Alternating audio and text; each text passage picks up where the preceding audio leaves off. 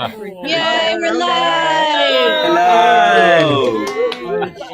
Hi. Hi, everyone. All right, if you go ahead and mute yourselves. Hey, y'all. Welcome to the Playground Experiment Virtual Volume 251. My name is Jamichael Deshawn, and I'm currently in Union City, New Jersey, the ancestral land of the Lenape people. If anyone would like to put their land acknowledgement up, go ahead. Sweet. Tonight, we have artists participating from a range of places all over the world. And you can see several of them right now holding up the names of indigenous peoples whose ancestral lands they're currently on. The PGE acknowledges that wherever we are in this country, we are occupying stolen land, and we honor and respect the indigenous people that once lived here, as well as the indigenous people who continue to live here and contribute to our society.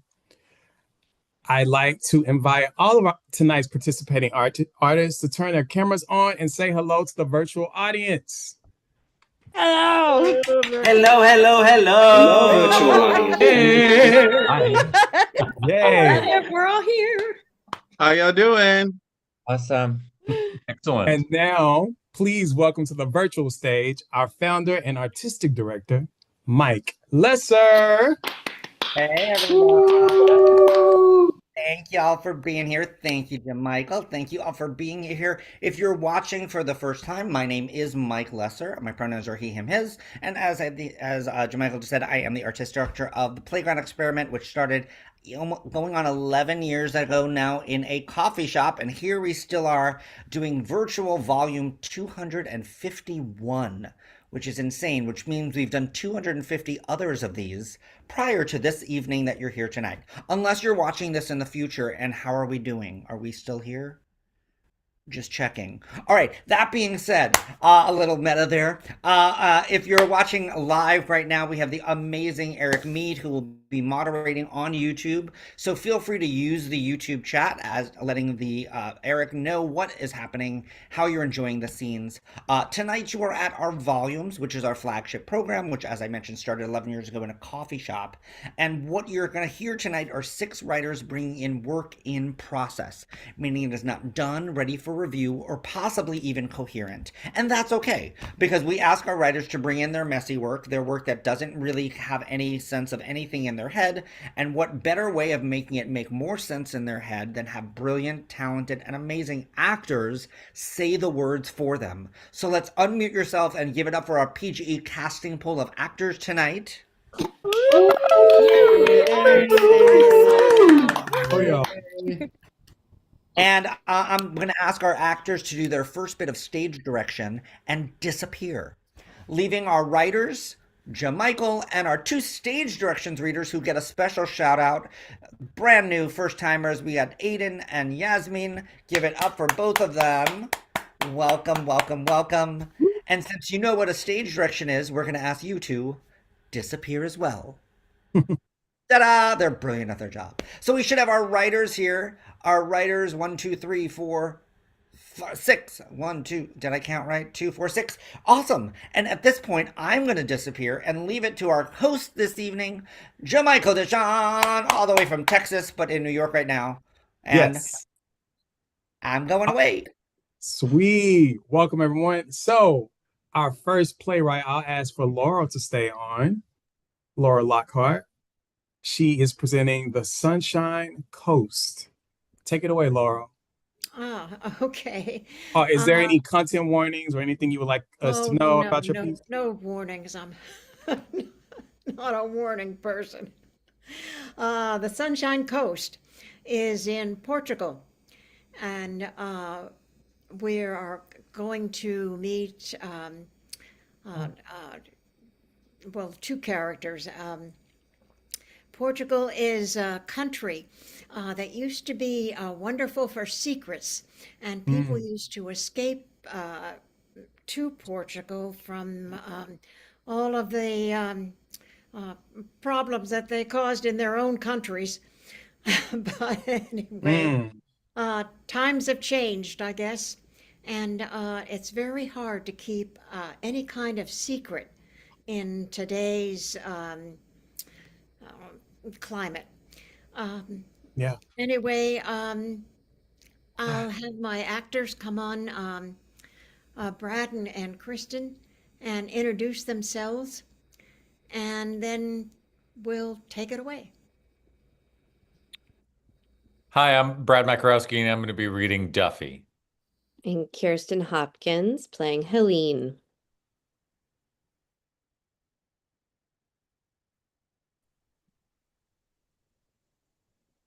Where is Yasmin? All I'm right, here. yes. Do you Stage want to turn direction. your camera off or do you want to keep it on? Pardon? You can keep your camera off. Patio terrace of a hotel in Estoril, Portugal. Helene sits alone at a small table. A pack of cigarettes, an ashtray, a pitcher of sangria, a wine glass, and a box of Newhouse Belgium chocolate are on the table. Duffy stands in the doorway for several minutes. He sips a drink as he watches Helene. Helene takes a cigarette from the pack and twists it between her fingers, but doesn't light it. Duffy walks to the terrace and stares out at the ocean. What does the ocean say to the shore? Nothing, it just waves. It's a bad joke. I have a reputation for them. Sunshine Coast. You got that right. When I left Milwaukee, the temperature was 22 degrees, and there was a foot of snow on the ground. Duffy fills his jacket pockets. May I borrow a... I guess you can't really borrow a cigarette. May I?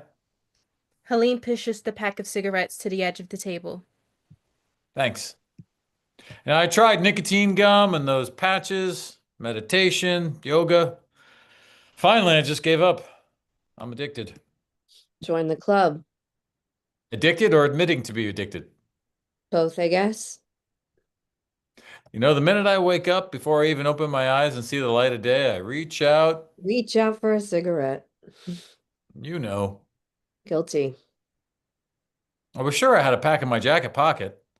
My daughter must have found it. She's a little like a bloodhound on a search and destroy mission. Determined. I tried to explain it to her. This love affair I have with nicotine. She doesn't get it. Or doesn't want to get it. You have kids? A son. Oh, ugh. Sons are different. They don't nag. Your son would never torment you with horror stories of old men baby stepping it down hospital corridors, hooked up to a contraption with a zillion tubes and an oxygen tank. I doubt my son knows I smoke. He may surprise you. Kids notice things. My son notices if his allowance check is late. Ouch. Sorry, I didn't mean to hit a sore spot. Old wounds lose their sting. You got a point there. Duffy turns back to look out at the sea. You were smart to leave the roulette table when you did. Oh, I'm a clever girl, all right. But did you have to take my luck with you? Gone! Those beautiful tall towers of chips, all gone a few minutes after you left. Knowing when to quit is what it's all about. Roulette. You're on a winning streak when all of a sudden, Wheel turns against you. a little like life. Aha, you're a philosopher. Don't let the word get out. Your secret is safe with me. Getting harder and harder to keep secrets these days. Portugal is the place of refuge and secrets. All the royals and government officials came here trying to escape the horrors they were responsible for in their own countries. The golden sands and jagged cliffs provide a perfect haven. You've been here before. In another lifetime. Memories can be dangerous. I'm finding that out. And why is it things that happened years ago are so clear, like they were yesterday, and things that happened yesterday are a bit of a blur? Like a movie playing a continuous loop of the same scene. Repeat and repeat. Yeah, I'm not much of a movie guy. Casablanca. It's shown in every hotel on the coast. Plays all day, all night, over and over. Oh, nah, you're talking classic. The final scene at the airport. It's raining. The plane's about to depart for Lisbon. Bogey and Bergman, the perfect couple. Ilsa leaves for Portugal. Rick's left at the airport. No happily ever after Not even in the movies. for the perfect couple. No matter how many times you watch the scene, the ending is still the same. Sooner or later, reality smacks you in the face. You know, the Portuguese don't like to get involved in these things. Believe me, no one likes to get involved in these things. Did my husband's attorney send you? Doesn't matter who sent me. No, no, it doesn't matter. The only thing that matters now is You found me. you knew I would.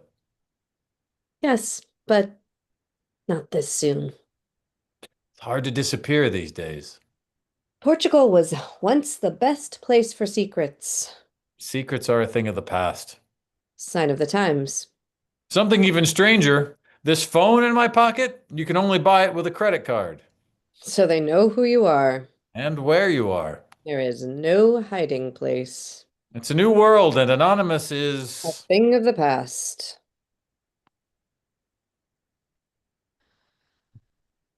Look, I'm not anxious to get back to the snows of Milwaukee. What do you say I book the red eye for tomorrow night? Give you one more day in the sunshine. I don't suppose. 24 hours. That's about all I dare push it. Do you have a light? I think I will smoke this cigarette. You know, I apologize for that ocean waving joke. That's another thing my daughter wants me to give up. Jokes. Your daughter is full of advice. Oh, yeah. She keeps her eye on me. You're a lucky man. I am. I am. I envy you. Look, there's no need to... Michelle. She insisted we call her Michelle. Dr. Bowen sounds so formal. Call me Michelle. Yeah. Family names. Don't use them much anymore. Me? I've always been Duffy. Even as a kid, everyone called me Duffy. My mom called me Duffy. Stephen was dead set against it from the start. Maybe before the start. Go to therapy if you want, but you won't get me on any therapist couch. I was angry. Never get behind the wheel when you're angry.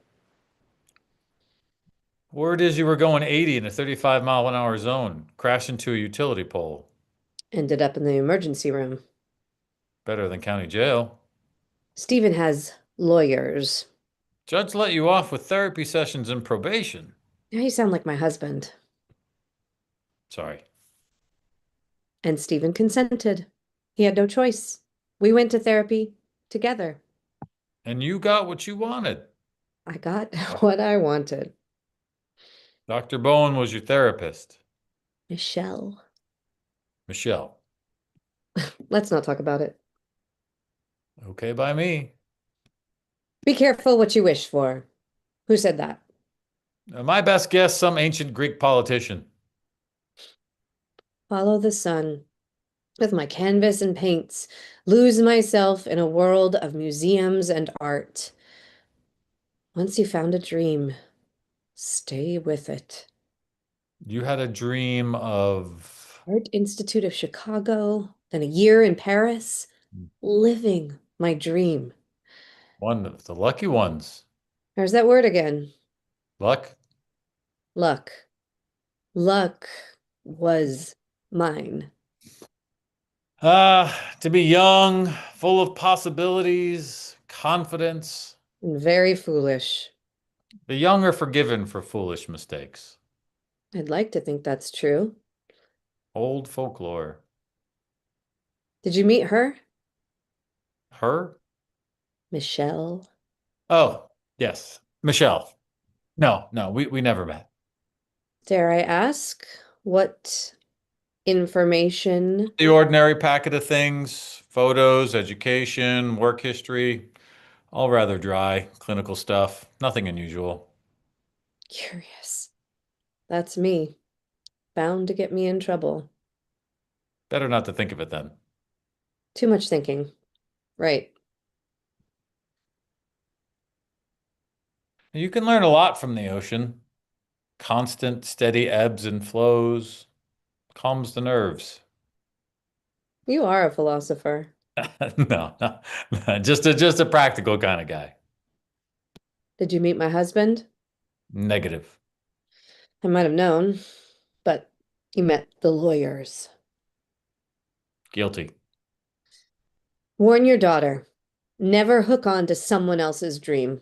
Tell her, stick with your own dream. That's the only way. My daughter's full of ideas and she's not shy about speaking them. Good for her. See that she stays that way.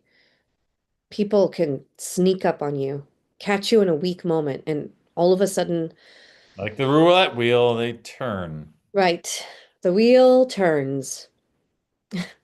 It started at a small party at the studio. Nothing fancy, just a group of internationals on some kind of business tour, and seeing real artists in Paris was part of it. Steven a part of that group? It was all very romantic. Two Americans in Paris, meet by chance, two strangers swept away in all that rarefied air. You met and married in Paris? Oh no, we went back to Chicago for the traditional church ceremony and reception of 500 or 600 of close friends and family. And started a new life. Except I didn't think of it as, I'm not sure how I thought of it. I wasn't giving up art, just a short pause until, what? Time has a way of moving faster than you realize. And all of a sudden, You started an interior design company. Steven's idea. Hmm. When he moved into new offices, he begged me to take over the design. I saw it as doing something for my husband, not beginning a business. You might say that was my first experience with the lawyers. They set up everything quickly? Stephen kept saying it was a perfect idea. I would be using my art, bringing art into the people's lives in new ways. Before I knew it, there was art and design in all the magazines and papers, and I was in the business of bringing art to others in a new way. At least that's what everyone said I was doing, and what I told myself. And you've been very successful. Yes, I've made money, if that's what you count as success. I wouldn't dismiss it. And I made my husband happy. He was supporting my art. He loved to say that. He recognized my talent, supported my art. Could there be a better arrangement? But were you? Interior design? Truthfully, I had never thought of it. I only did Stephen's office because He wanted it. he wanted it. It was Hmm. never part of my dream, never. Steven didn't see that. Or didn't want to see it. And that what started all this thinking? Like stepping back and getting a clear look at the whole picture. Hmm. What about the happily ever after part? Do you enjoy that state of everlasting bliss? You could say I do. I'm happily ever after divorced.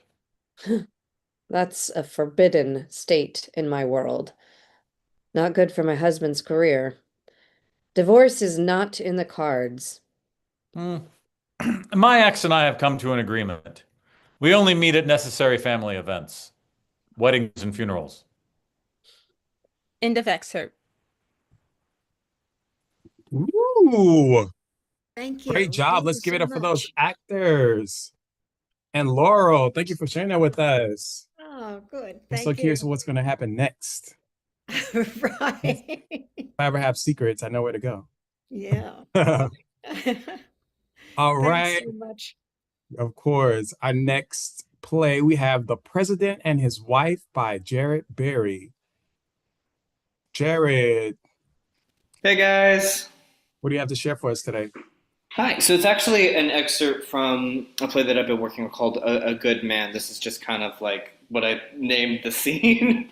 Oh, Um, yeah, so this one takes place roughly around Act Two, but this is a flashback to kind of add context to what's happening in the first scene or in the first act. Um, This is roughly inspired by the end of the Biden presidency, but this is a fictional presidency. Um, and yeah, I'm gonna go ahead and bring out my two wonderful actors. Ooh. All right, and I'll let the scene, I guess, speak for itself and go. Thank you guys so much. The First Lady sits in a chair next to the fireplace, a book in her lap, and she is fast asleep. The President enters. He sees her sleeping and quickly starts to get quieter, trying not to wake up. He hangs his coat up and begins to get undressed for the night. As he begins to unbutton his shirt, he leans over and kisses the First Lady on the forehead. This wakes her up, and she slowly opens her eyes. What time is it? Late, around 2 a.m.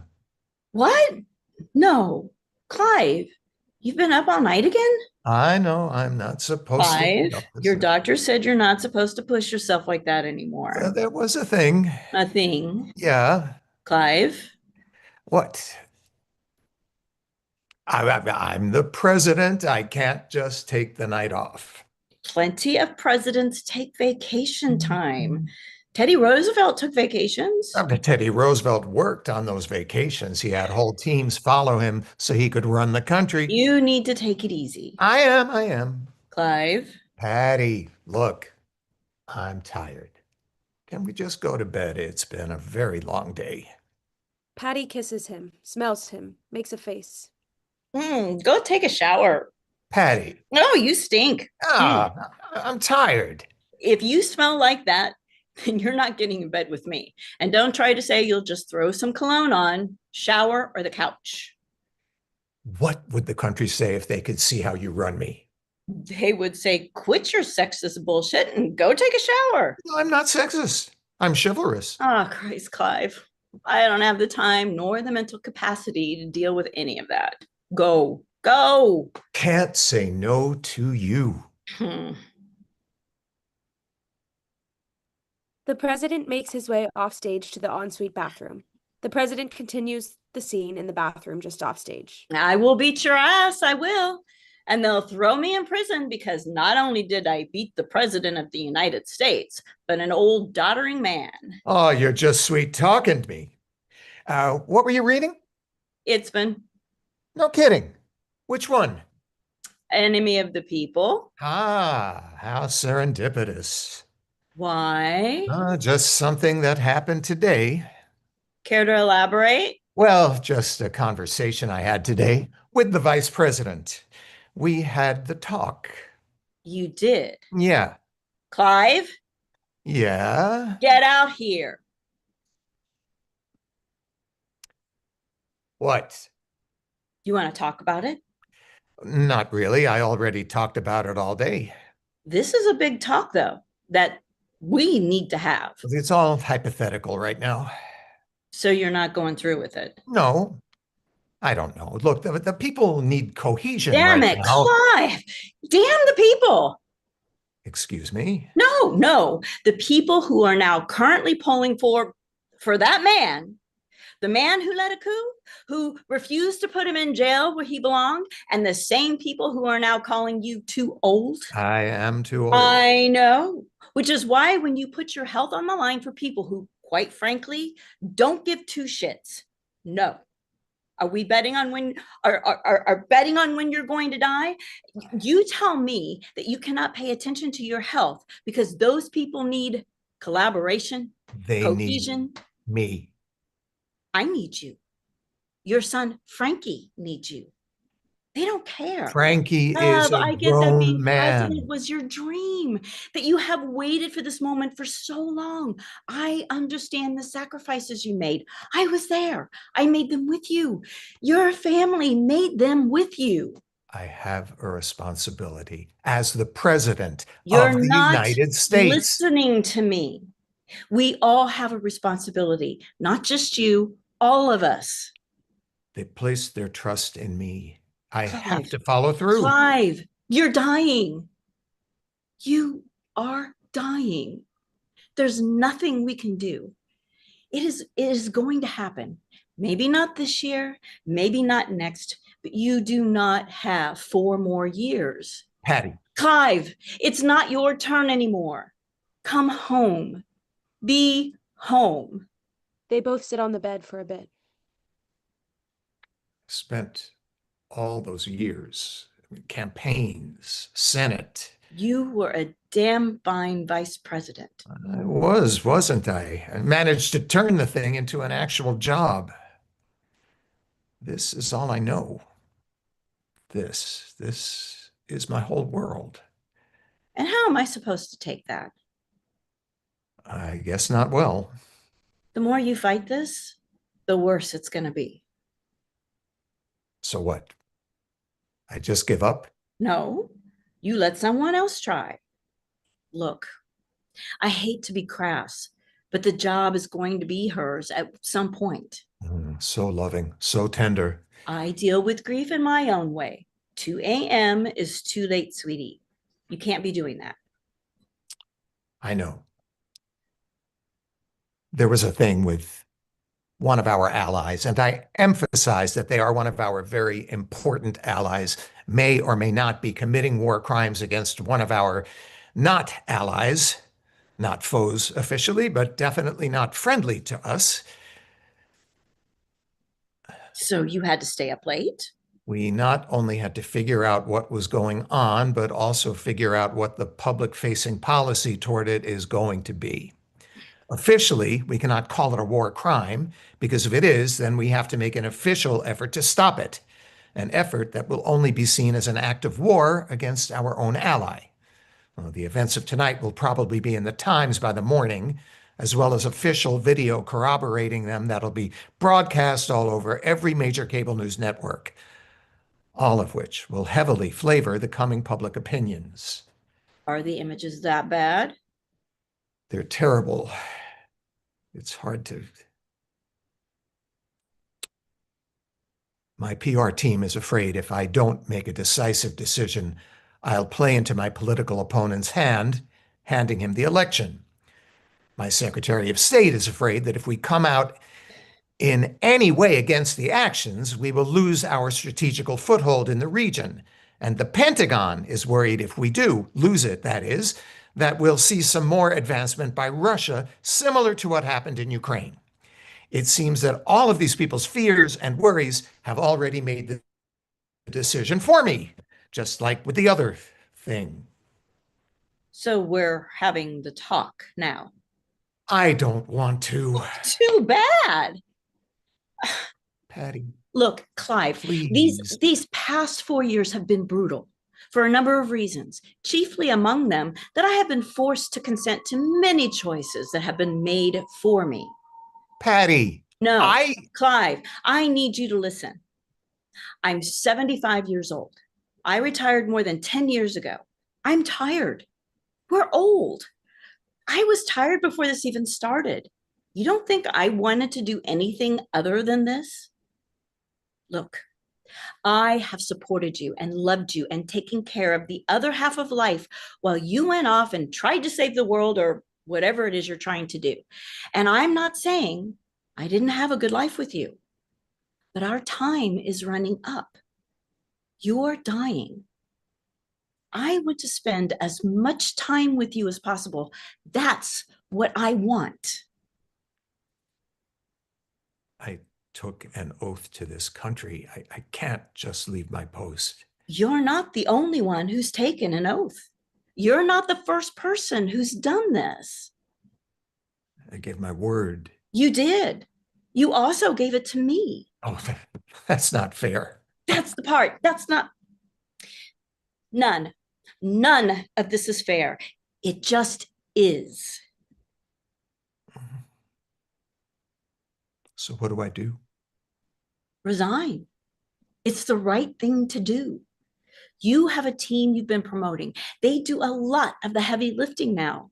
Let them take the lead now.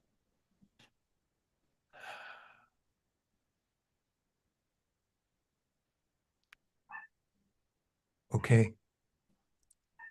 Okay? Yes.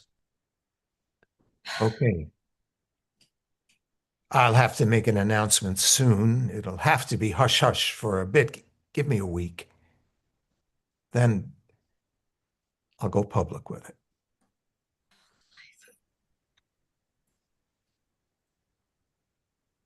They embrace.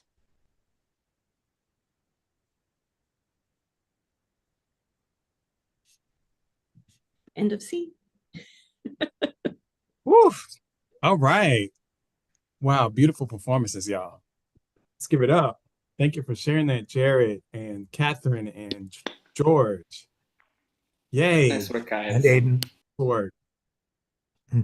All right. Our third play of the evening, we have The Traffic Play by Shannon Lippert. Hey, Shannon.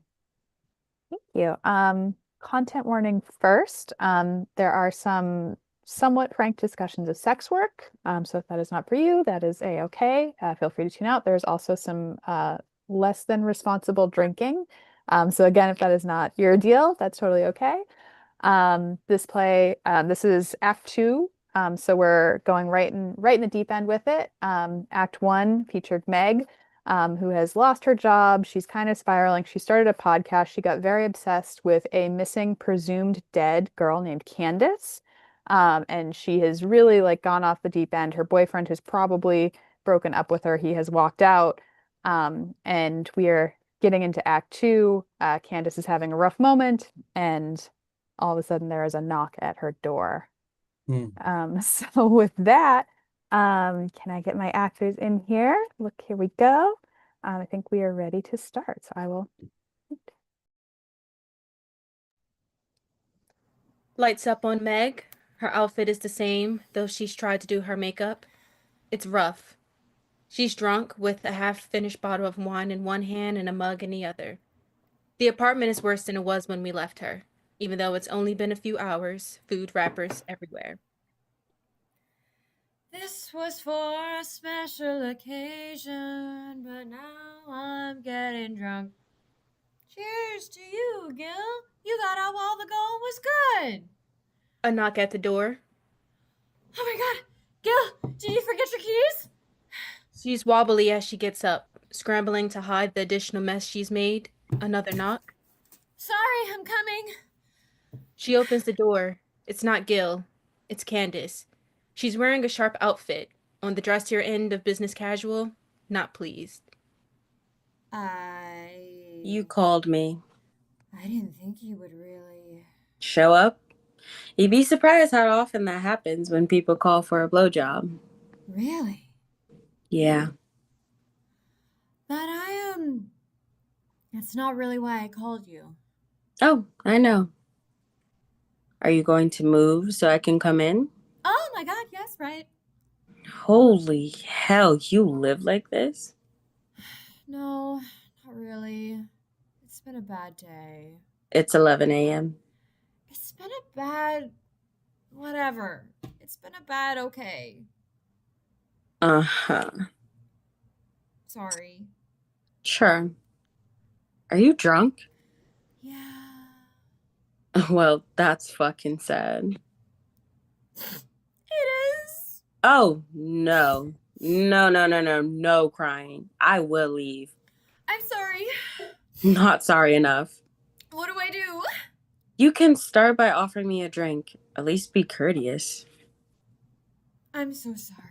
Would you like some? It's rosé. I'm so shocked. Meg stumbles off stage to the kitchen. Huh? Nothing. Meg returns with a mug. We don't have wine glasses. You live with someone? He's at work. Lucky him. That's what I'm supposed to be doing, remember? Right. Meg pours Candace a mug of wine. About that. Give me that. I think I need it. Can I have you even come here? Oh, but I'm so glad you did. Are you? Are you really? What? Yes, of course. Because I know you didn't call me all the way over here to pay $200 for a blowjob. No, you're right. Wait, you said that earlier. That you knew. How did you know? As you're famous, girly. You know. Yeah. You're famous. And not because of you, so am I. Congratulations. You found Candace Clark. What now? Uh, Well, I didn't really think that far. great. It's just that when I saw the ad, your picture, I thought to myself, wow, she looks so much like Candace. I just have to interview her either way, because no matter what, you'd have the inside scoop. Some sex worker you've never met is gonna have the inside scoop on a girl the police think died years ago? Why? You think we all get together and chat once a month like some black girl secret society? Do you? The fuck? Sorry, that was stupid. I'm really drunk, I think. Great. Are you always like this? No. I told you before, don't you dare cry at me. That is not what I'm here for. I get enough of that at work. Okay. Good. I'm sorry. I'm sure you are. It's just my boyfriend left and I don't know if he's coming back. I don't care, girl. I really don't. Could you maybe come back another day? Do you think gas is cheap? I did not come here for you. This is happening once, and that's it. Got it.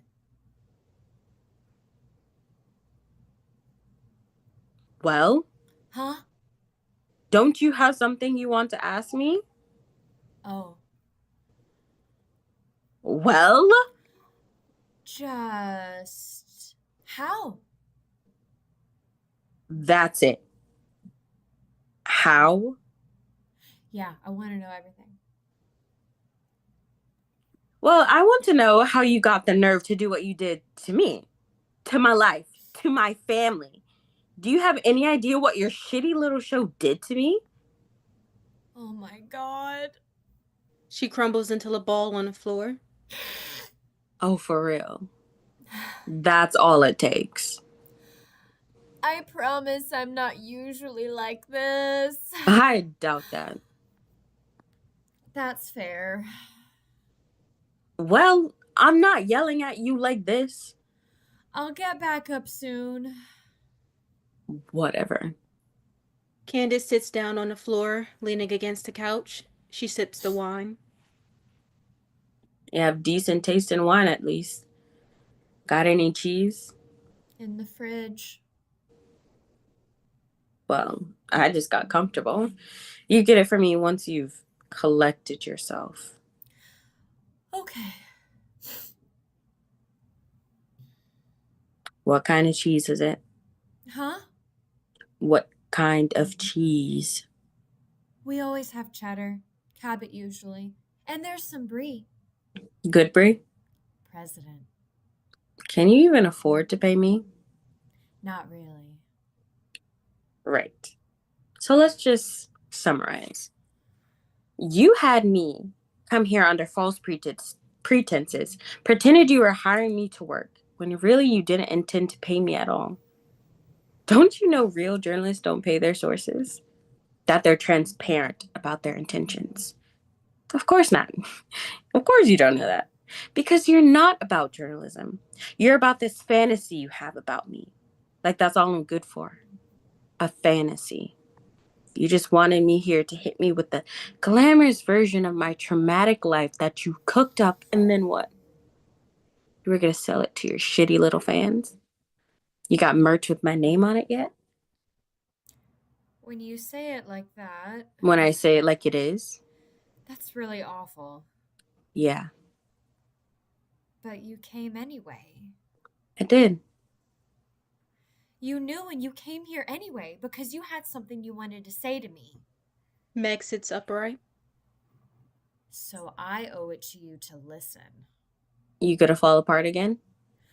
I'm going to try really, really hard not to.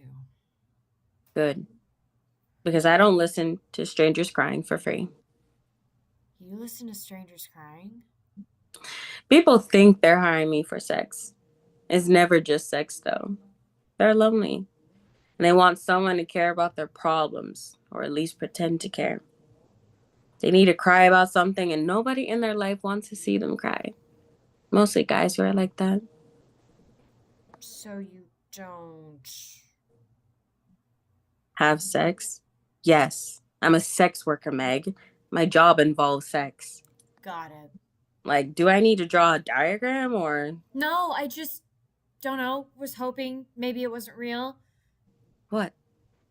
The ad? Yeah. Ads aren't cheap either. No point in spending all that money if I'm not going to follow through. It'd be like renting a storefront and having nothing to sell. That's awful. All jobs are awful. How do you pay your bills? I don't. Uh-huh. I was fired. Well, don't come for my job. I don't think you could handle yourself. I'm not. That's not. Who would do sex work on purpose?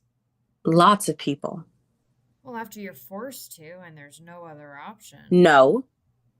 Lots of people do what I do. People who enjoy deciding who they work for and what they do and when. Some of us happen to like it. Oh. You decided I was exploited because, what? You saw some ad and you just knew? You had an instinct? Fight or flight, that's an instinct. The way you're looking at me right now is a choice. How am I looking at you? Like I'm some lost little girl begging you to rescue her. Captain Save-A-Ho. I get enough of that at work too. I need more wine. I'll get it. And the cheese. Meg exits, still wobbly. I shouldn't have come here. Meg returns with cheese, crackers, and a bottle of vermouth. I'm out of wine. So you thought vermouth would do the trick. I take my martinis neat. I don't have anything else. Guess we're doing the world's worst shots then. Meg sets the cheese on the coffee table and sits down close enough to pour vermouth into Candace's mug. She does, also pouring some for herself. Cheers. Whatever. They drink. It's awful. Oh, yikes. Yeah, that's not even good vermouth, is it? No. Sorry. Yeah. So, you good now? Had a chance to compose yourself? I think so. Good. Because I need to tear you a new one. Oh. I need to stand up, actually. Are you? Candace stands, pacing. Just let me be. Just don't say anything for a couple of minutes. Meg starts to speak, but shuts herself just in time. Candace stops pacing in front of the desk. The lights around her go dim until she's lit by the spotlight. You know when, like, you're at a party and you're catching up with someone you haven't seen in ages because you've been so busy and she's been busy, but it's like you've barely been apart at all? She's one of those people that just, like, clicks, you know? You've had a million things to talk about and so many questions for her, like, wow, who did your hair? Because it looks fantastic. Oh, whatever happened to the guy you were seeing? Like, the one who drove the yellow Camaro. Did you make that hot dish? Because if you did, I really need that recipe. And like the two of you have been chatting for what feels like an hour, but it feels like no time has passed at all. And then all of a sudden, this girl who you don't know, her voice is really sharp though, and she's talking about this podcast. It's really dark and kind of edgy.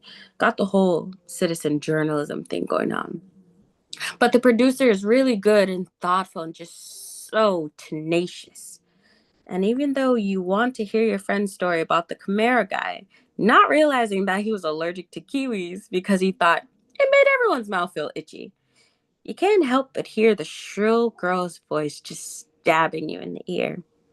Because the story she's telling isn't hers. Or even yours, Meg. It's fucking mine. It's a name I used to have. A place I used to live. A life I kind of recognize even though it's embellished with all of these crazy little theories that some girl I've never heard of just made up about me. My life. The one thing in the world that's really mine got scooped up and turned into good content. People who never knew me are talking about me like they actually care. So now my horrifying, tragic, terrible childhood is some big, scary boogeyman for good little suburban girls to use to make themselves feel powerful. Like there's some genius mastermind scooping up women, and only they can outsmart the killer. Lights come back up all the way. Do you know that feeling, Meg? Look, No. No? I'm not interested in whatever self-serving reason you have for doing all of this. I really think you'd see how the show helped people if you listened. I listen to every episode. Oh. My own 911 call. That voicemail from my mom. Do you have any idea how messed up that was? Your selfish little podcast ruined her life all over again. And for what? So you could have a bit of attention? It's not about me, okay? So many listeners have written to me and told me that the podcast helped them. Who? Who are you helping, Meg? People like you? People who already have plenty of help? That's a bit presumptuous. Oh, that's rich. You're calling me presumptuous. No, I know. I made a lot of assumptions about you. I just never expected to actually find you. Not like this. Were you expecting your little AI robot to show up instead? Fawning about how brave you are for exposing your truth that wasn't even yours to begin with? No, I fucking hate that thing, by the way. I've never talked like that. Not ever. And you wanted to give me my voice back? You who took it away in the first place. If I'd known you were out there, I would have. No. That's not about you. You say your show is helping people, but nothing you've done helped me. Or people like me. That's not why you did it. You wanted your subscribers and you got them. For what it's worth. End of excerpt. Thank you so much. Woo. Candace did not let Meg win at all. Beautiful work. Thank you for sharing that with Shannon, us, take a Shannon. bow. Actors, take a bow. Everybody, come back, come back. All actors, all writers, come on back. Give a round of applause. Make some noise for the first act of writers and actors tonight. It's time for what we always do is an intermission dance party. Feel free to join us in dancing from selections from a Broadway musical.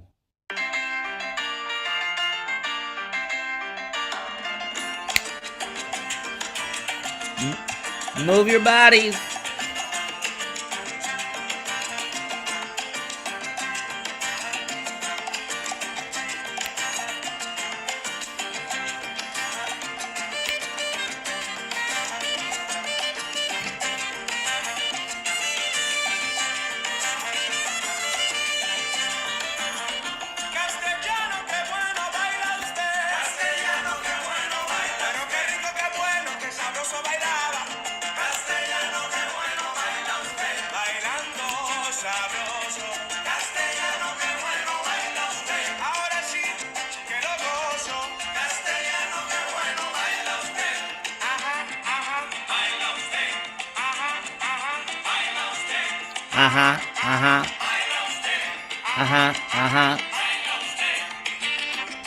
Yes!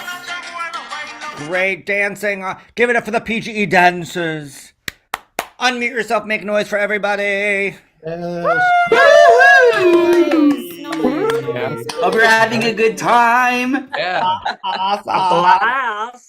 The other announcement that we always make at this time, two things. One, my name is not at the PGE Venmo to donate, but if you go to Venmo and if you happen to type in the PGE, as a nonprofit organization, donating to us does help you as well as it helps us, while the tax laws stay what they are. That being said, feel free to donate to us for if you're watching this today, tomorrow, or a couple of years from now, because hopefully we're going to still be here. That being said, other things to notate.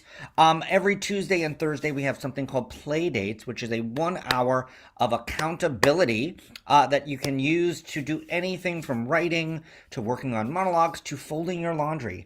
Yes, I will admit I folded my laundry during a play date. We do it every Tuesday at noon Eastern Time and Thursday at 7 p.m. Eastern Time. We have the amazing David Cece and Orlando Rodriguez as our hosts for those events.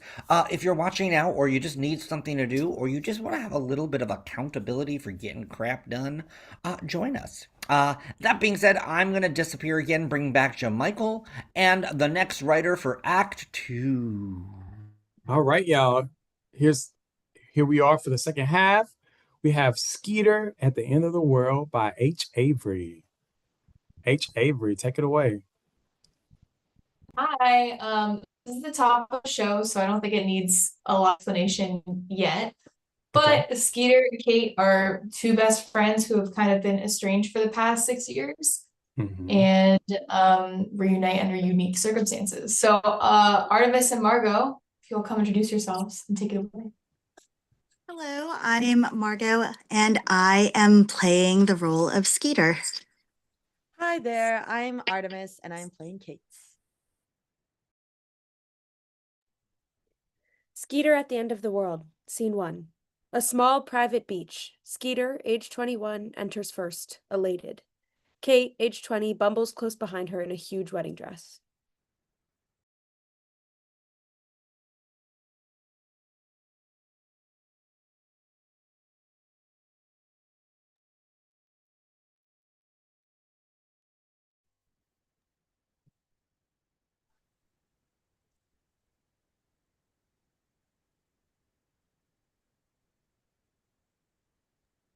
Margot, are you there? Is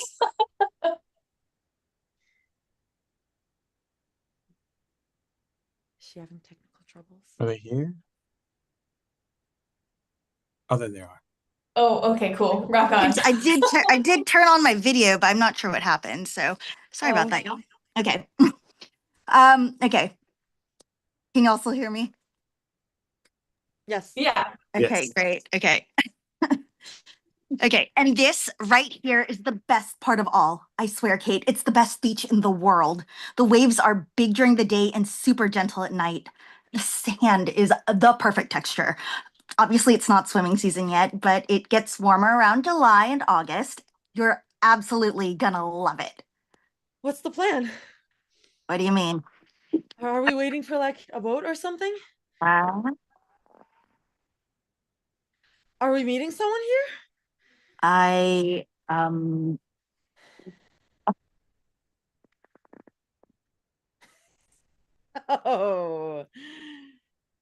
no. We didn't drive 17 hours to come here. I mean, I did not leave a man on the altar, jump into your car, and drive across the country for there to be no plan. right. Of course not. Let's see.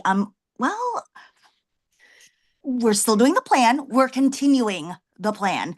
The plan is in effect as we speak. Speak faster.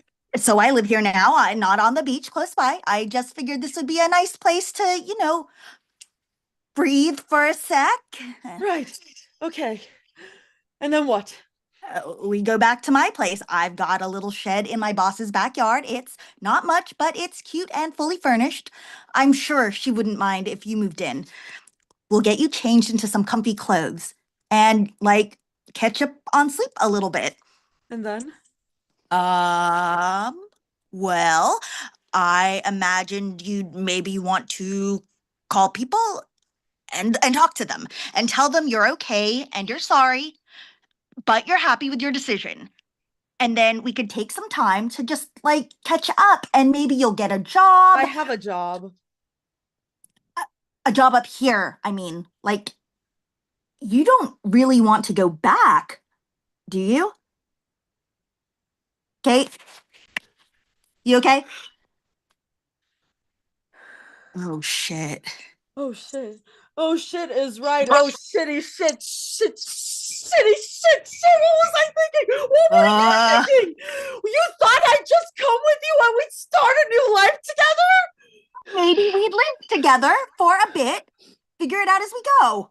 I have things figured out. I was going to marry Arlo. We had a house picked out.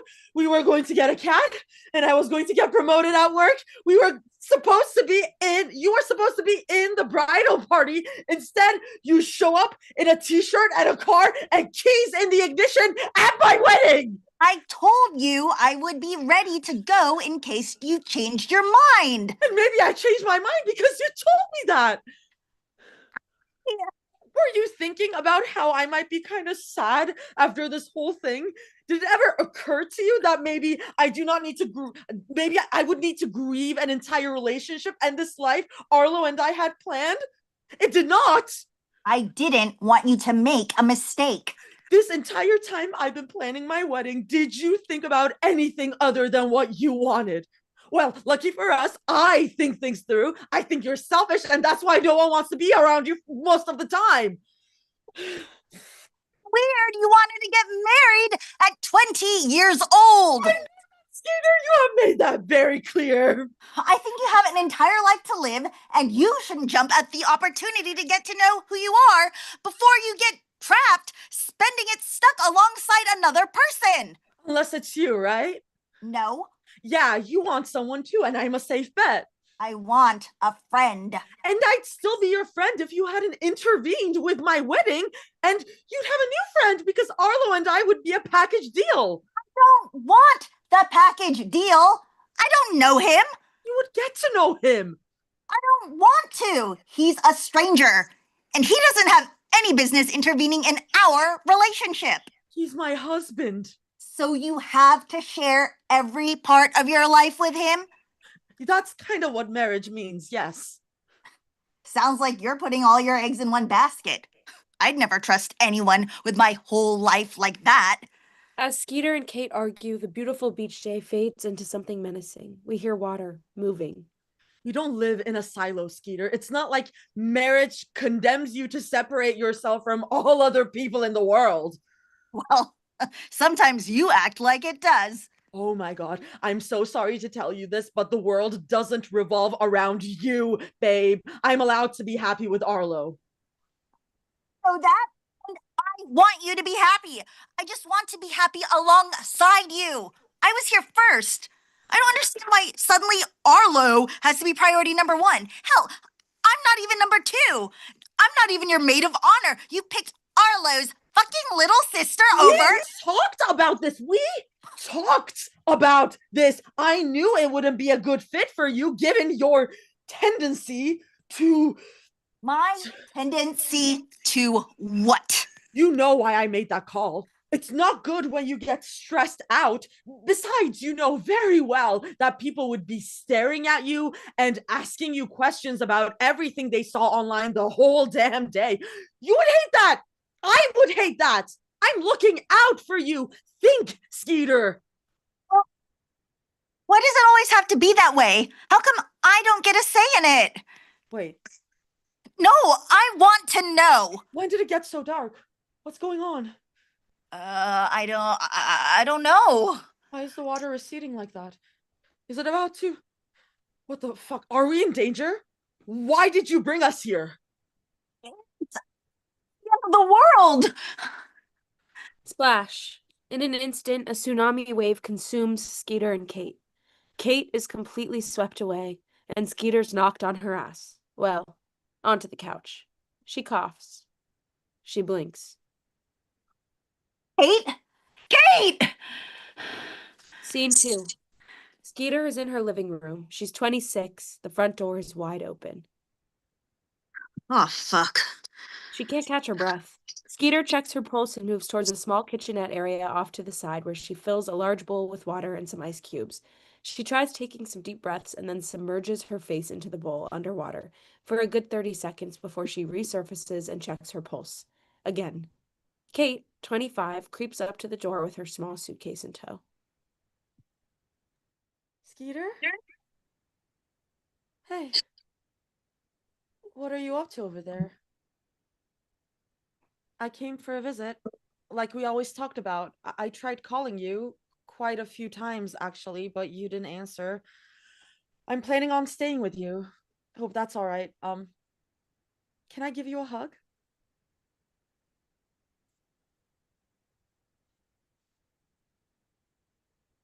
This is a cute place. Are you still working for that rich artist lady? The one with the gallery? I assume so. We're in her backyard, right? It was kind of hard to find your little house back here, but I looked at the photos you sent me a few years ago and I was able to recognize it poking out from behind her enormous house. How have you been? What? What are you doing here? Well, I haven't heard from you and I decided to call you a few times, more than a few times. I've been calling you a lot, Skeeter, and you haven't answered. What's up with that? Well, you never answer when I call. I would answer if it were an emergency. How are you going to know when it's an emergency if you don't answer the phone? You're right. I need to be better about answering when you call. I'll work on that.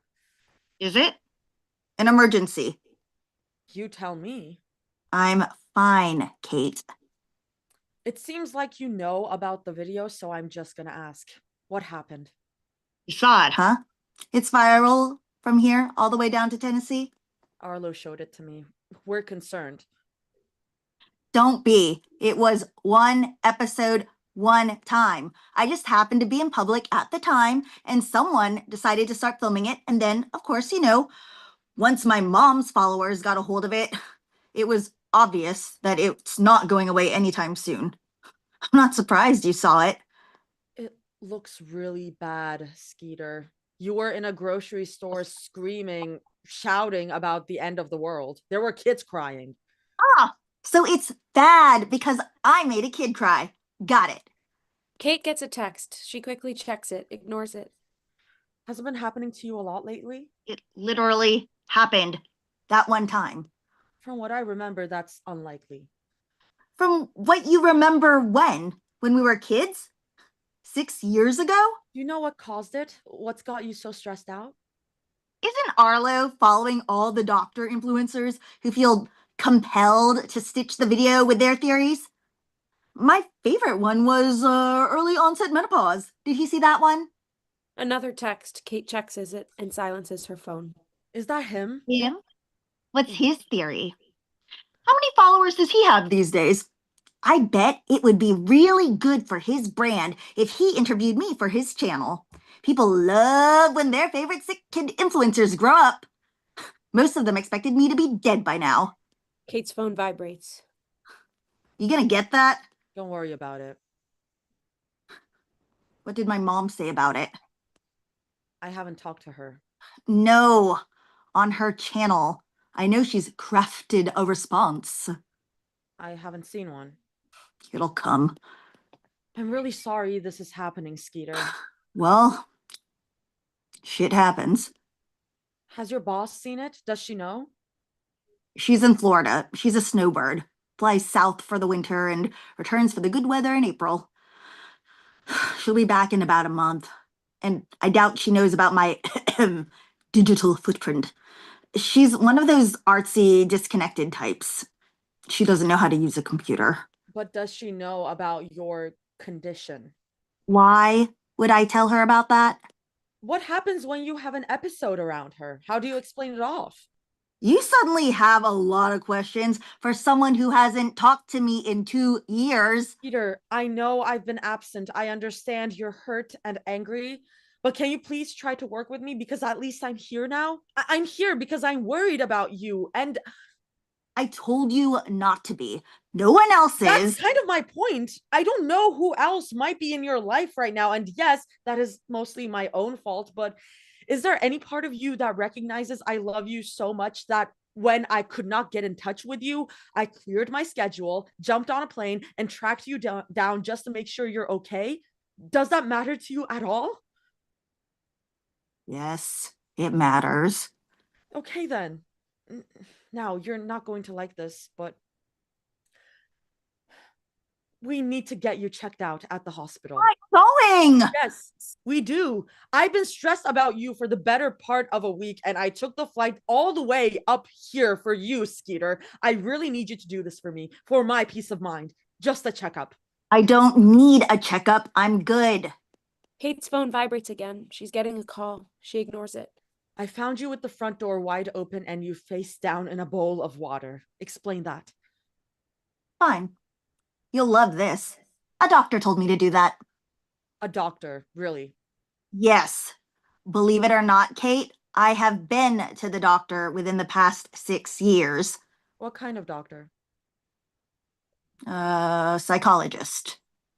Like a therapist? Yeah, sure. A shrink. Whatever. What's her name? His name is Dr. Tonlicki. Austin Tonlicki. That is a made-up name.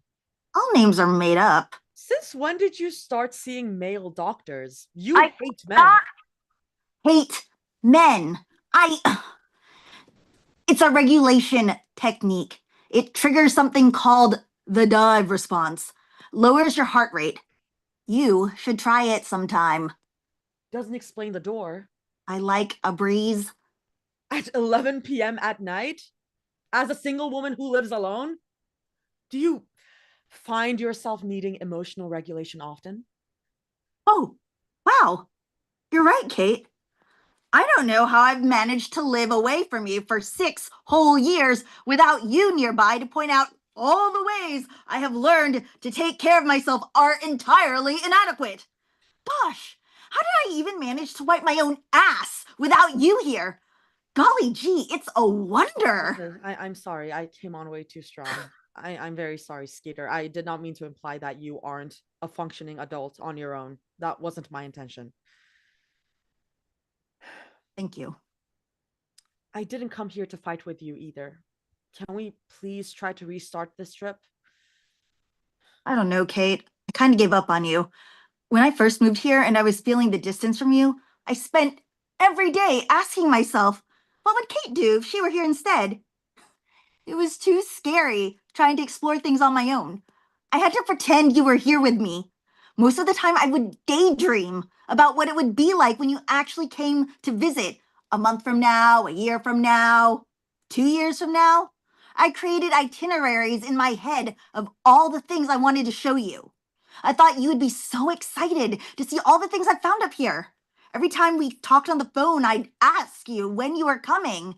And there was always some sort of excuse. Arlo's too stressed about med school, or work is just too crazy, or I promised my sister-in-law I'd babysit while she's on vacation next weekend. Did you notice that I eventually just stopped asking? I did notice, yeah. You just didn't care. I did. I do care. I messed up big time, but it doesn't mean I don't care. I'm here now. Can we go do some of the things you want to show me? I would really like to see them. Please. It's not exactly tourist season. Most of the hiking trails and local attractions are closed. It's okay. I just want to spend time with you. I want to know what your life is like. Will you let me stay with you for the weekend? You can sleep in my room. I'll take the couch. You don't have to do that. I'll go change the sheets, but Kate, I don't want to hear any more about going to the hospital. If you're going to stay here, it's because you're on vacation, not a mission trip. Okay? Okay. Welcome to Connecticut. Lights.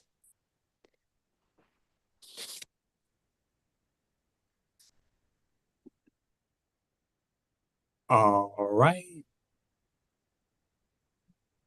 Let's give it up for them. Thank you so much. Wow. H. Avery, fantastic work. And the actors. All right, we have next Colors of Hope by Maximilian Kempf.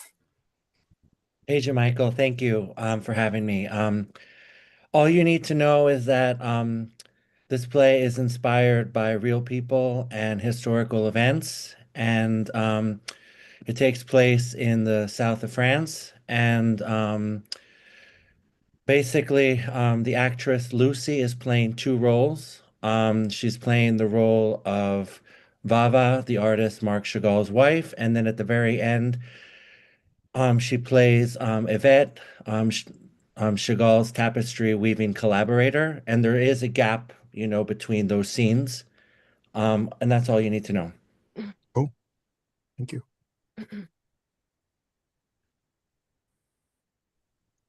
Chagall residence, July 7th, 1983, south of France. Dr. Betts is wearing swim trunks. Vava glares at him in disapproval. Oy vey, it's not that kind of party. Then what kind is it?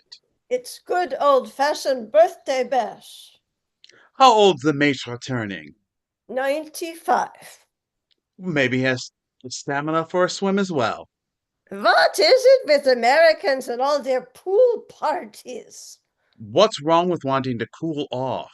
Nothing, but there is a time and place for that. We French have decorum.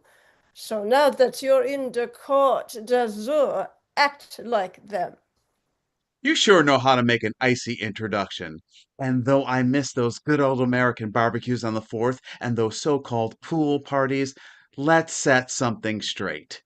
You're not French either. You're a transplant just like me. So quit yapping like you know it all. I didn't mean anything by it.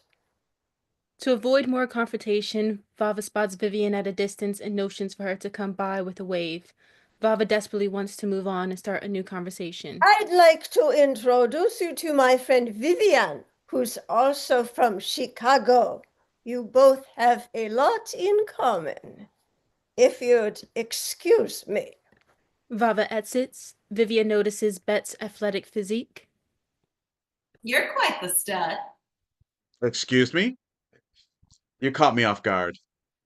I sure know how to make quite the splash. So, were you expecting the Chagalls to have a pool or something? All I was hoping for was to cool off in this heat. Vivian hands Betts her business card. So if you ever want company at the pool or beach, ring me up.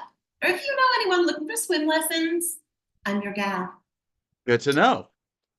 Are you flirting with me or just very entrepreneurial? I guess you'll have to call me to find out. Very mysterious. But seriously, what brings a swimming instructor to Chagall's doorstep? That's a long story. We grab a drink first. Based on your attire, I bet you're a pina colada kind of guy. I prefer my scotch on the rocks. So, you're wondering. Well, I'd say I'm quite entrepreneurial getting Chagall to come to my home in Chicago. I hope you didn't seduce him with your charms. Well, I'll admit it was a bit of luck, knowing the right people and all, and realizing that he'd be honored to accept an award on behalf of the Hadassah Women's Chicago chapter. So you're a member of that organization. Yes, I'm a proud member. And I bet we're in many of the same social circles back in Chicago. You're probably right. But I bet you didn't offer Chagall a swim lesson. In fact, I did. But he declined. But he didn't decline any of your other authors? No. In fact, we just had the unveiling of his painted harpsichord that I commissioned for his biblical museum here in Nice. So how does one go about commissioning an artist? Well, I don't want to bore you with all the details. You won't. So, why are you interested in this anyway? I've always wanted a Chagall for my patients. So you're a doctor? A physiatrist. What's that? I specialize in rehabilitation. Wow! What are the odds? I spent a summer training Israeli athletes at the Sheba Medical Center, helping them recover from their injuries sustained in the Yom Kippur War. I wasn't expecting that reaction. So, did you do water aerobic exercises with them? Yes. Well, next time we're both in Chicago, I've got to show you my swimming pool at the Institute. I'd love to stop by. Even Vava has been there. She swam in it, no less. No way. That can't be true. Since when has Baba beat me to something? Oh, I can only imagine her commandeering the lane and her reaction to wearing a swim cap. I know, right? She'd make a perfect referee. Oh, but she'd be too tough on her patients, stern, not knowing their limits. That's why she manages his art commissions instead. Talking of commissions, didn't you say you wanted one for your institute? I do. So what do you have in mind? I don't know. Now that I have a larger budget for my expansion, I'm hoping maybe a large mural of some kind. Uh, You see, I wanted my facility to be a destination not only for its health resources, but also for discerning art lovers. Between you and me, that's also why I'm at this party. So, you also want to commission another work? Precisely. But I'm not interested in a mural. Then what did you have in mind? It has always been my dream that Chicago would be the only city in the world with Chagall's in all different mediums. Besides paintings, what other kinds of art did Chagall dabble in? Well, of course, you have his stained glass windows, not only those in churches, but Also, his American windows at the Art Institute. Wouldn't it be amazing if my institute has its own stained glass windows? We do need to decorate our chapel, after all. wouldn't that be a security hazard? Remember how Chagall's other hospital windows in Israel were damaged during the Six-Day War? We wouldn't want your windows destroyed now, would we? Of course not. I haven't thought of that liability. Plus, they're difficult to clean. Just the upkeep costs keep piling up. You're very logical and pragmatic. We should hire you as my secretary. So, what did you have in mind? How about a tapestry? I never knew he made those. There are only about 10 so far in the world, one of which is in Milwaukee. Then we both have to see that one for inspiration. In fact, his weaving collaborator Yvette works nearby in Corsica. I guess that's why she didn't attend this party. I guess so. But I'd be happy to introduce you two sometime. So now you're a matchmaker. In a sort of way. I see myself more like a diplomat. I see that too. The way you liaise with people is effortless. I guess we have that in common. I guess that's why Chagall proclaimed me his American ambassador for his biblical museum in Nice. So what exactly does that entail? Well, I get to raise money for the museum by selling limited edition posters and prints. I must have bought one from you or one of your colleagues. That's possible. So, how about we work together on convincing Chagall for a tapestry for your institute? I'd be delighted. That sure would make it a destination for patients and visitors alike. So what are we waiting for? Let's go talk to him. They walk toward Chagall, who sits under an olive tree in his garden reading the Bible. Vivian hands Chagall a Franco mint chocolate from her purse. I'm surprised it hasn't melted in this heat. Vous me comprenez, Kaviva. You brought me a taste of Chicago. You even have your own nickname. It means my beloved. You wouldn't want Vava to hear that. You know how jealous she can get. You're not much of a people's person, are you? What do you mean by that? It's your birthday, and you choose to sit under this olive tree and read the Bible. And what's wrong with that? Oh, there's nothing wrong with that. It's not what typically one does at a party. I'm not typical. I need some time away from the fanfare, but let me know when my chocolate cake arrives. I will, but we have something important we'd like to tell you. You have my full attention. So, you know how you've done public works before? Yeah? Well, I thought maybe you'd like to design something biblical for a medical facility. Like I did in Israel. Yes, but instead of a hospital synagogue, it would be for patients recovering from their injuries in Dr. Betts Rehabilitation Institute. Let me take it from here. You see, this is where you come in. By having you paint something for my facility, you and I will both be celebrated. Oh, there are more important things than to be celebrated. Of course there are. So, let's take a step back and start from the beginning. As you know, this must be based on a biblical subject. But I wouldn't want to alienate my non-religious patients. Couldn't we have a circus scene instead? Oh, je ne suis pas d'accord. I'm not in agreement. Circus does not convey hope. Only the Bible uplifts the soul. I stand corrected. So, where do we begin? With creation? No. If we start with creation, then we'll be here all day. Don't you have a favorite passage or biblical figure? Having painted so many prophets before, I think that Job would be perfect, for he had the suffering and then the healing. Remind me again why Job is so important. Because despite being tested by God with physical deformities like boils and senseless death of his children, Job remained unwavering in his faith. What he's trying to say is that your patients have the same persistence and dedication Job had to move on with their lives despite their new hardships. Precisely. That's exactly what I meant. So, since you're our biblical expert, is there a specific passage in Job? Let me have a look. How about this? For there is hope for a tree.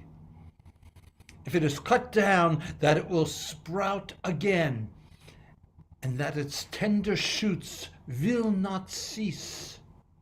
That's perfect. It's all about regeneration. Tree roots will regrow, much like your patient's spirits. I really love this whole tree metaphor because the logo for the Institute is also the tree of life. If that isn't perfect marketing, then I don't know what is. So then it's settled? Chagall takes out Dr. Brett's stethoscope that is hanging out of his medical bag. Chagall puts it around his neck, then goes to Vivian to listen to her heartbeat. What are you doing? Just like a doctor. Je suis médecin aussi. Oh, how are you also a doctor? Because I work for health, goodness, beauty, and peace. You see, you don't have to have a stethoscope to be a doctor. You can heal with a paintbrush. So will you give me my stethoscope back? Chagall hands back the stethoscope to Dr. Betts. Thanks. And thank you for agreeing to this commission. They both shake hands. Doctors and artists are like magicians who fulfill wishes and grant miracles with touch. Chagall winks to the audience as he waves his hand like a magician or conductor. Lighting invokes that art commission has been granted like a wish come true. Location, Yvette's Tapery Studio. Ma petite fille, tu brilles de la lumière. You know, I'm not used to the spotlight and all the fanfare. I prefer to be in the shadows. But I love you in the light. It captures the beauty of and rosy cheekbones. May I sketch them? Maybe some other time. I love it when you get angry. You remind me of my Vava and how her face turns red. Are you flirting with me? Oh, because you could be my petite fille. I'm flattered that you find me to be a spiritual daughter of sorts, but I'm not your blood and kin. I prefer if we avoid the hand-holding and get back to work. But I crave your personal touch. But why do you crave my touch? Because it is where divine inspiration comes from. You always have an answer for everything. Have you always been this touchy-feely? No, mais oui, of course, but I've always been kinesthetic. That's just part of my nature. So I guess I have to get used to your habits, just like my allergies. End of excerpt. Great job, everyone. And I want to do a shout out for Lucy and Stephen, who are now joining, the PGE community. So everyone did a great job. Thank you, everyone. Yeah, thank you for sharing that with us, Maximilian. You. All right, we have last but certainly not least, Boys Come and Boys Go, and Still You're Alone by David Davila. Hi. Oh, Hey, camera's over David. here. Hi, how are you? Good. I'm excited to hear this play. Oh, yeah. Well, I me love the too. title. Thank you. I started writing it Friday morning, so it's fresh and messy, like the PGE says, we should be. Fresh, messy play. And yeah, so this is the first scene. I don't think it needs any sort of intro, but I'd love to intro the cast. Where's my beautiful cast? Yeah, we've got all of these amazing. We've got Elijah and Brandon and Jonathan and Taylor and Rafa. Thank you for being here. And yeah.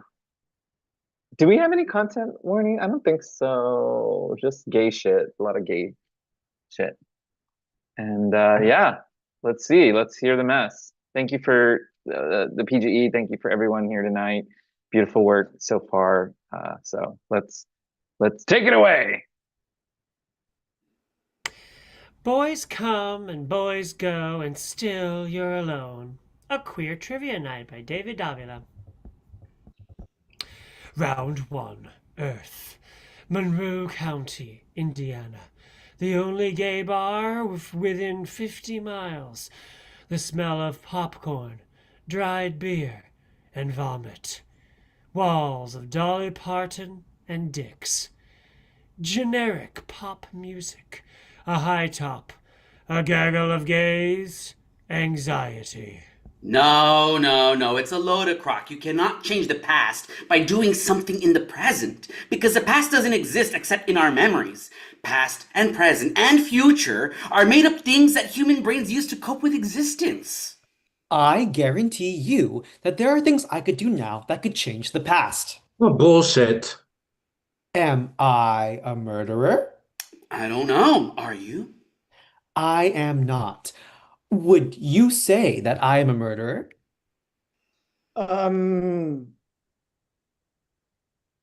No. I don't like the fact that you had to think about that. You murder nachos every week. And then she bottoms. I do not. Scat Queen? Really? Of course not. Oops, sorry. I had the nachos. Gross. Are we gonna go to the social cantina after? Duh. I have to walk Lulu. Oh, you're such a good daddy. Daddy? More like daddy's good little boy. Oh, I want to be a good boy so bad. Oh. Guys, for the record, I am not a murderer. Oh, we don't think you're a murderer. I have never been a murderer. For the entirety of my life in the past, I mean, I have not been a murderer. But if I murdered someone tomorrow, right, see? I still need to get a drink. What are we talking about? If I murder someone tomorrow, then I will have always been a murderer. My past, growing up, parental relationships, habits, and vices, and all that. All of that will be that of a murderer. Oh, future murderer. Same thing, you see. I don't. Is Kevin coming? I think he had a paper due. 5 minutes left to submit your team for queer trivia. 5 minutes. Shit, we need to pick a team name. Pokemon Ho. Pokemon Ho. Merry Little Lambs. The Babysitter Club. What? Trash whores? I don't see why we can't just use our real name. Because it's not funny. But it could help recruit the Queer People of Color Graduate Student Alliance. People would hear it week after week. White people would hear it week after week. We're the only people of color till you get to Indianapolis. That's... No. Hot dog munchers. I'm vegan. Vegan hot dog munchers. Should I get a beer? It's $5 whale. We need a name. We have 5 minutes. Probably 4 now. Guys, stop changing the subject. What? I was talking. You have the floor. Okay, hear me out. What you do in the present changes the past. Well, isn't that still just the present? It's past, present, and future. But what you're arguing is in context only. You're just saying context gives us a lens with which to view the future. You mean the past? From past narratives. Gin and tonic. Okay, exactly. Good one. Past narratives or history or whatever. Memory is the literature of the mind, the past made present. That is not the same thing as changing the actual events of the past. It's actual physics. It's philosophical bullshit. We don't have a way to measure the past because the past isn't real. It's a human invention to help us understand death. The past is real? Mostly. A real construct. So all you're suggesting really is that when our brain gets new information, hardware refiles or reshuffles all the information in our brain. What I am suggesting is actual physics backed by mathematical calculations. It is not just someone revealing a big secret and refiling things. Oh my God, y'all. Okay, I have to tell you something that I desperately wish I could tell y'all, but I can't. Oh, just tell us. A secret? Not funny. I'm not joking. Well, it's not a secret you're a cum slut. Everyone on Sniffies knows that. This is a real secret. And I really, really wish I could talk about it, but it's honestly killing me, y'all. So I just need to tell you that I wish I could tell you because I'm gonna explode. Did you get the Mellon Fellowship? Oh, he's not gonna tell us. Yeah, I'm not. Whew. Okay, wow. This is hard. Should I get a vodka soda? Girl, get whatever you want. I need clarity before I commit. Just tell us. Ask the ancestors. Okay, now I feel like you're making fun of me, but you know what? I will. Well, I'm not. It's the theory of coalition listening or ancestral listening. Sarah Marcus. I know that. I just didn't know that a gender studies people would know that. Well, are the ancestors saying vodka soda? You know, there used to be a gay bar in New York called Vodka Soda. It was so dumb because it was 2 bars in one, right? So like 2 floors with 2 different names, and the bottom floor was called Bottoms Up, but the top floor was called Vodka Soda. So it should have been called Top Shelf. Like, what the fuck? Top Shelf, Bottoms Up. It makes perfect sense, but vodka soda? No sense. Like, it's no wonder it fucking failed. Well, we get it, Christian. You lived in New York. Yeah, so definitely not feeling the vodka soda. How about Sex on the Beach? IPA. Maybe we should do shots. No. Oh, I didn't want to say anything, but you guys keep cutting me off when I'm trying to finish my point, and it's really rude. Sorry, no. Continue, please. Retro whatever. Retro causality. The theory proves that time moves exactly the same way in both directions, so it literally changes going both ways. An anchor event? Like the MCU? Really, girl? Look, I love the Scarlet Witch.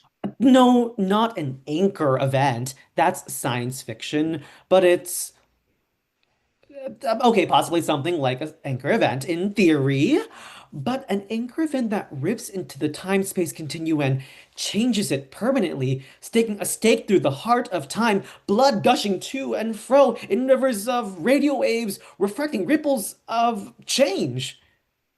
Dramatic. You're a poet. He's a mad scientist. Ouch. That is possibly the most offensive thing you've ever said to me. And you called me fat once. Oh. Wait. I have never called him or anyone in the world fat. It's not in my nature. He called me fat. I said your ass was fat, which honestly, it is. Fat and juicy, and you should be proud of that. I am. And that is still calling me fat. Is not, oh my God. Shut up! Girl, get your drink. Girl, maybe I will. That's what I thought. Mint julep. How do you even know what that is? They have those in China? No, I tried it in Louisville. It's pronounced Louisville. You went to the Kentucky Derby? It's only an hour drive. Hour and a half. Oh, why didn't you bring me? That's on my bucket list. Nobody needs that racist shit. Oh, I want to wear one of those cute hats. You still have a few more years. Unfortunately. Oh, the Hoosier Punch is only $7. Plus a hangover. Maybe it's worth it. Can you hurry? The first round is starting soon. And we still need a name. Look, I will take all the time I'm entitled to. What if it's a music category? I know music. Pop music. That's music. Guys, I still have the floor. Do you? Sorry. Doesn't it strike you as wondrous at all that something is going to happen? Inevitably happen to us that will change the entirety of our past? Is something going to happen tonight? Maybe. So you are a murderer. We don't know what the future holds, and in the future is the truth of our past. Chris is right. You're serving mad scientist realness. Something is going to happen that will change our past. It's going to. That's physics. It's a theory only. In physics. Unproven. And painting is so proven. He's a sculptor. I need a drink. Something's going to happen. Okay. Give Anurag the MacArthur Prize. He made a brilliant discovery, y'all. Something is going to happen in the future. Well, when you say it like that. Grab some popcorn for the table. Can I pick a team name this week? No. Sure. What about the Chris Genders? Yes. No. That's like a famous drag queen. Who?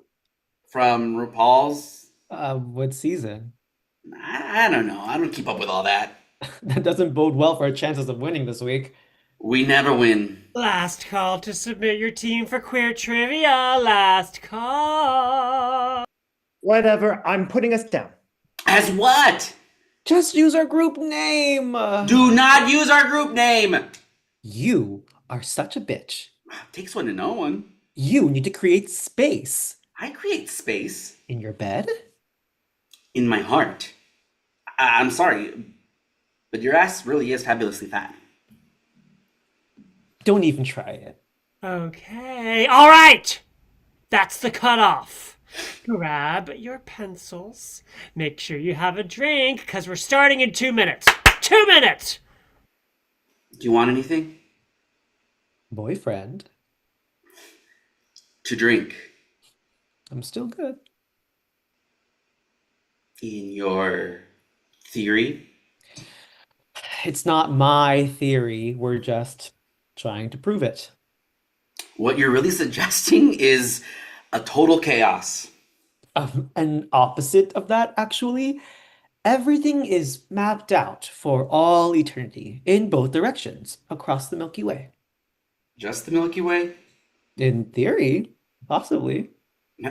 See, that's where I have a problem. Anchor events are few and far between. In science fiction.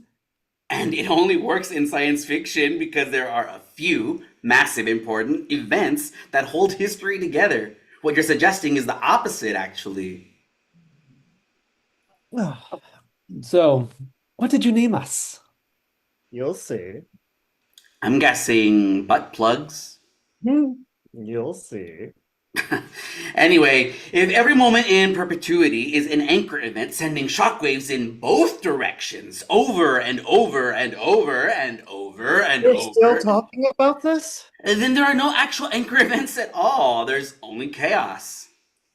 Perhaps a chaos that is so massive it's actually a larger connected pattern that our puny little Earth brains could never comprehend except to call it chaos. Speak for yourself. That doesn't make sense.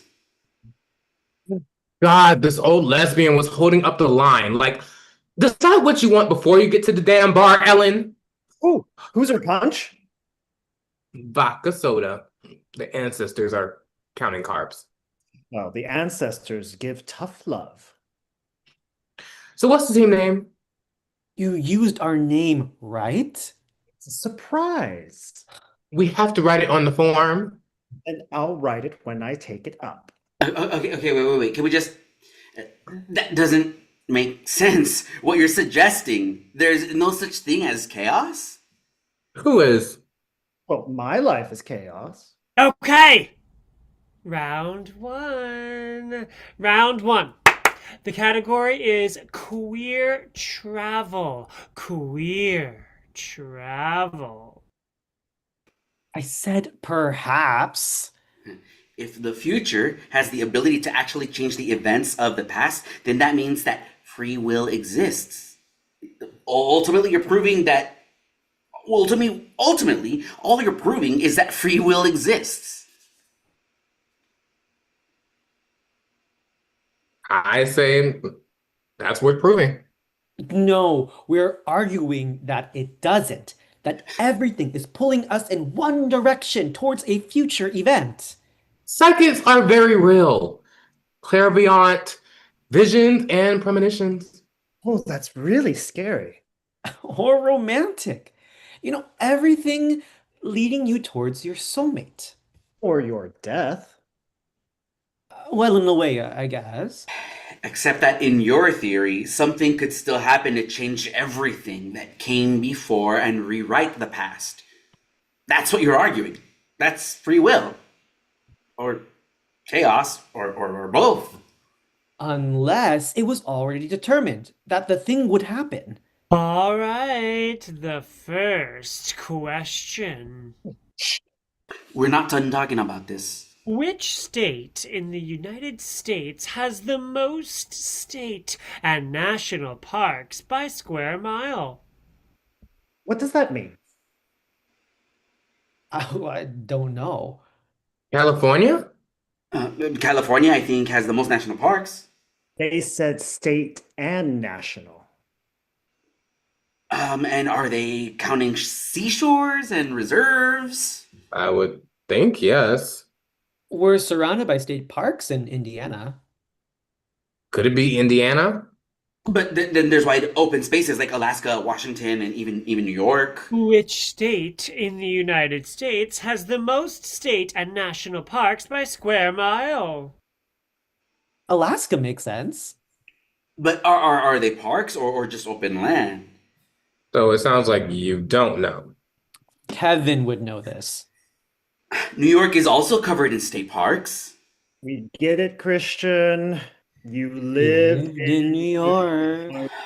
Shut up. Square miles, though. Could still be California. So what do we want to say? Question 2. Bar hopping is popular among queer tourists in the Ximen neighborhood of Taipei at this historic string of gay bars. To be continued.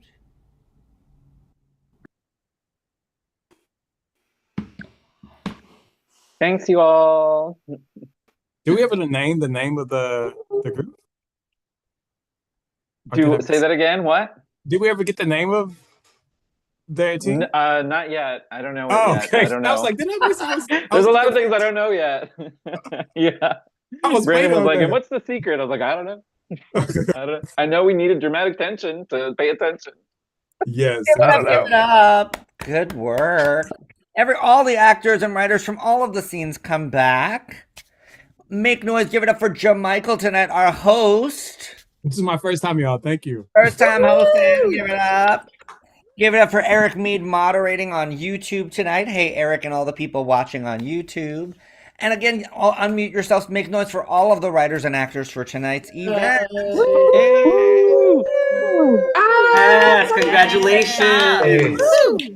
Awesome work.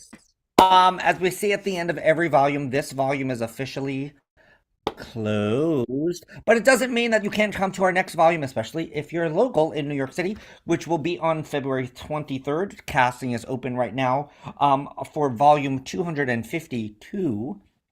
And the following writers are presenting: Ben Dworkin, Dominic Danza, Eric Mead, Justine Borer, Oli Corchado, and Philip Kaplan. Those are the writers. Welcome, everybody. If you're new to the Playground Experiment, one of the things we always say is we are a home for artists. It is who we are. We're the place you need to come to fill your artistic soul. The world is a little crazy right now, slightly on fire, and the best way to counter that is to create art with other amazing artists, and keep building that momentum of humanity and love that art presents. So keep being that, keep being a part of that. We're going to say goodbye to all the YouTube people out there. Everybody say goodbye to YouTube.